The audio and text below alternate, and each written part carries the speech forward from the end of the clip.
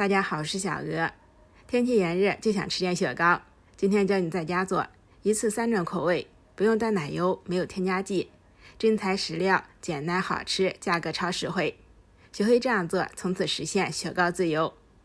我们首先准备35克糯米粉，加入60克白糖，然后加入2盒纯牛奶，2盒纯牛奶是500毫升，搅拌成没有颗粒的糊状，开小火不停搅拌，搅拌到变粘稠鼓大泡，撩起铲子成片状滑落就可以了。现在关火，倒入杯子中冷却。冷却之后的糯米糊会变得稍微粘稠一些。今天我们分享3种口味。第一种口味就是牛奶味的，我们直接倒入模具中，一次倒9分满即可，因为冻成雪糕体积还会变大。端起来震一震，盖上防尘盖。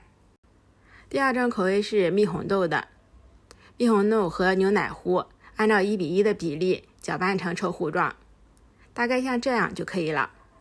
蜜红豆可以买，也可以自己做，自己做也超级简单。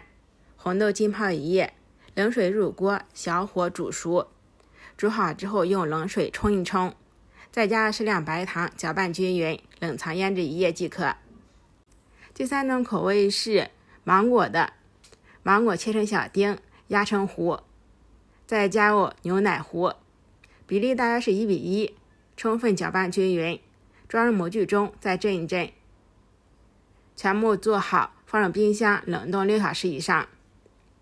提前1天做好，第2天就可以现吃了，真的超级简单快速，也可以让小朋友一起参与进来做。装入硅胶模具中也是非常好脱模的。自己做的雪糕没有添加剂，脱模之后会非常快融化，所以说我们一次吃多少就取出来多少。芒果的和牛奶的有少许冰渣，口感和老冰棍比较像。红豆雪糕是这3种雪糕里面我觉得最好吃的一种，没有冰渣，软糯香甜，冰凉可口，和买的一样好吃，简单好吃，零添加，而且超实惠。喜欢的话就收藏起来试下吧。